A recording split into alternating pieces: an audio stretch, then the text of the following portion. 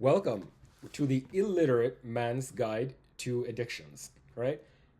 Hopefully, you don't even need an education to understand the things I'm going to talk about. So if you think you need, high-end education or you need a PhD, you don't need any of that. So if you're illiterate, you should be able to do certain things in life. You shouldn't need an education. So how did I go from smoking one cigarette a month to smoking a pack a day? Okay. And I'm going to cover is how did I get rid of it? It wasn't a one time thing. So the first thing you have to understand is when I wanted to smoke cigarettes, ever since I was a child, it was my childhood dream to learn how to smoke cigarettes because I thought it was the manliest thing in the world. So if it's the manliest thing in the world, I need to learn how to do it. So for a very long time, I wanted to smoke cigarettes, but oh, you shouldn't smoke, you shouldn't smoke. Okay, fine, I won't smoke. That's kind of how most of my life went until I learned how to smoke shisha. And then you can blow like these massive smokes and fumes. I'm just like, oh my God, I'm like a walking chimney. This is the greatest thing on earth. And then you start smoking cigarettes, which I didn't like because it kind of makes you like, your tickle in the back of your throat a bit, which the shisha didn't do, but that's kind of how it was. And then once you have a heartbreak, that's, I think, the first time in my life, I think in 1 hour I smoked 7 cigarettes. So your gag reflex kind of stops. And that kind of unfolds into other things. And but a lot of shit happens in between. So that's kind of how the cigarette smoking begins. And then this life becomes stressful. And you think you're getting over the heartbreak and all whatnot, but you obviously have other fun situations, so you kind of forget about it. But what all the thing that's still holding me back to the heartbreak was the cigarettes, which is a really funny thing. So I want you to think about when you started smoking cigarettes and see was that a time something traumatic happened, right? Because whenever, let's say, you color your hair, you get a massive fashion change and whatnot, usually coincides with other things in your life. It's not a question of good or bad, but it's more about that you need to learn what triggered it so that if you ever want to change something about yourself, you have to kind of go back to what the trigger point is. So for me, a big portion of the trigger point was the cigarettes and of the heartbreak and all these other things, because that's the time when I just went from smoking a pack a month, uh, or maybe 2 3 months to a pack a day. Like for you to be able to smoke 20 to 25 cigarettes in a day, like that's how many breaks you need. Plus, I wouldn't smoke the same cigarette, in one go. Sometimes I would smoke it over 2 times. So that's like 50 breaks in a day. Couple that with 7 espressos and the enormous amounts of bathroom breaks you're taking.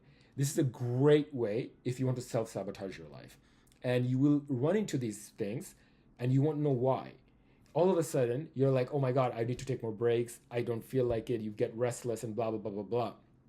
There are many other compounding factors. So I'm not just saying that it was the cigarette that, and it was just the heartbreak. But the point is, if you want to be able to stop any of these type of addictions, whether it's gambling, whether it's sex, whether it's porno, whatever the heck you think you have a problem with.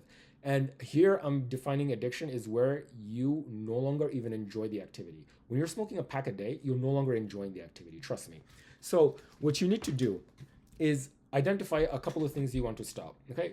Just only get 3, okay? In the next 5 to 10 years, you want to be able to have some level of control, okay?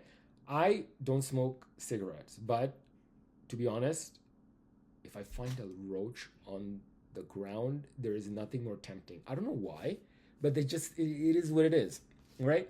I don't fight it.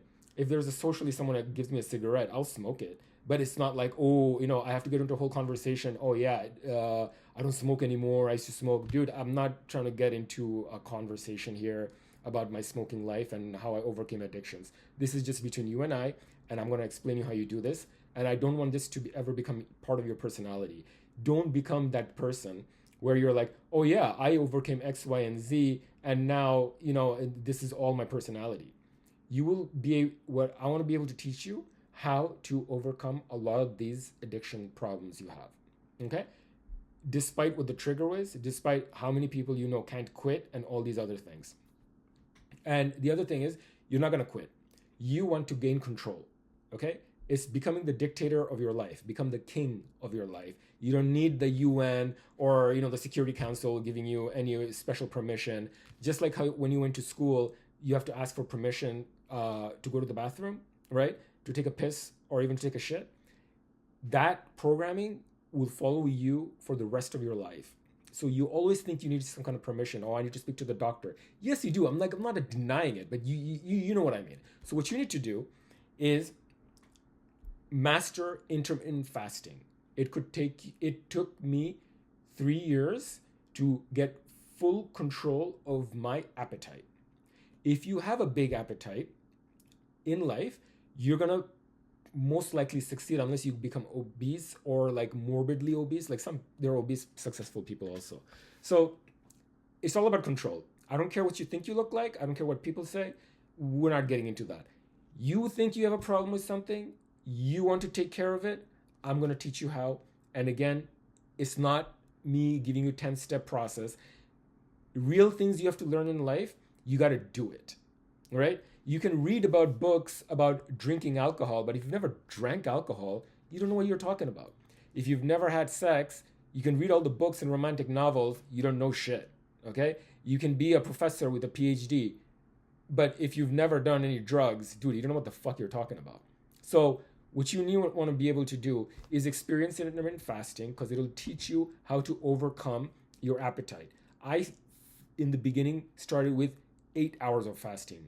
Even though as a Muslim, I learned how to fast for a longer time, when it came to intermittent fasting, for some strange reason, I'm like, I can't accept it. I need to eat 3 meals a day.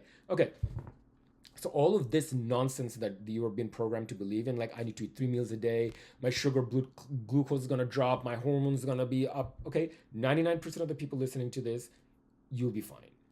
If you have any issues, you already know it. So I don't have to tell you. For vast majority of you healthy people, what you need to be able to do is master this, whether you're starting at the age of 15 or 25 or 45 or 65, it doesn't matter.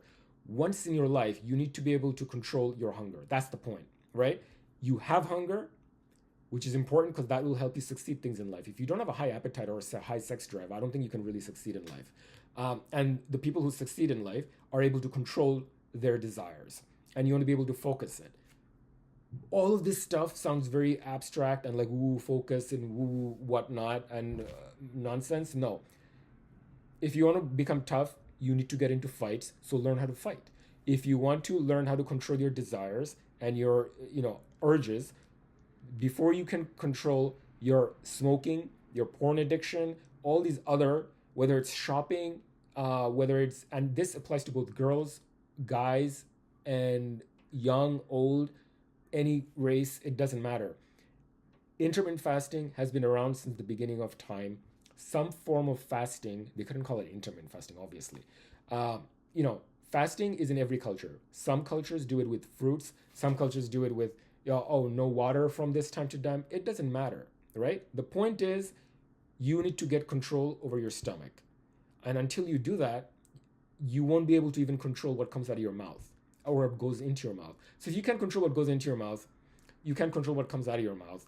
And as a result, most of the stuff you're going to say or believe in life are basically regurgitation, which was a programming done to you in school. A big portion of the school is for you to be able to follow instructions and for you to not question anything. So the one with the ways to undo a lot of this, the spell that was put onto you, is by intermittent fasting. In life, the real things you're going to learn cannot be learned from a book. So if you think, a lot of people have this concept, if I had all the time in the world, I would go to a library and read all the books. No. If you had all the time in your life, you'll go and conquer the world. You will have experiences that are beyond most human imagination. It's to go beyond all of this, all right? So that's why people go into all these extreme activities like drugs and sex and fighting and all these other taboo other topics that people don't even want to discuss, is because they're all trying to get and reach a higher high. Okay, it's part of the human psyche. You can't get away from it, so we're not going to try to do that. And it doesn't matter what weight you are. I was 220 pounds, and I used to eat 2 quarter pounders or 2 double whoppers in a day. Okay? And that's only 30% of my calories at that time. I went from 220 to 155.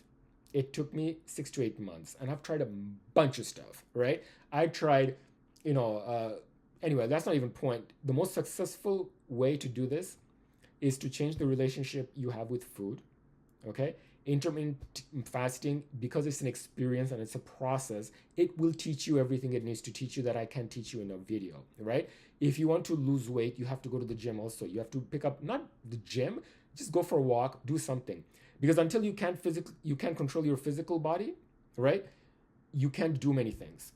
And if you don't understand your own body, how are you going to understand somebody else and the problems they're going through and their body language, whether the girl's hitting on you or guys hitting on you? You won't be able to focus on people's body language because you don't even have understanding of your own body. So there's so much more I can tell you about intermittent fasting, and I hope to do so. And so much more I can teach you on how to break all of your addictions. I have done it, a lot of them. Some I still need to do. But I think I know enough to be able to tell you, and you can scour the internet. This is the most effective way to have control over your life. It's to have control over what goes into your mind and mouth. So let's start with the mouth. Forget about all the other addictions. This will be the most basic foundation you will ever need in order to be able to do something. I hope that was helpful, and I will speak to you soon. Bye-bye.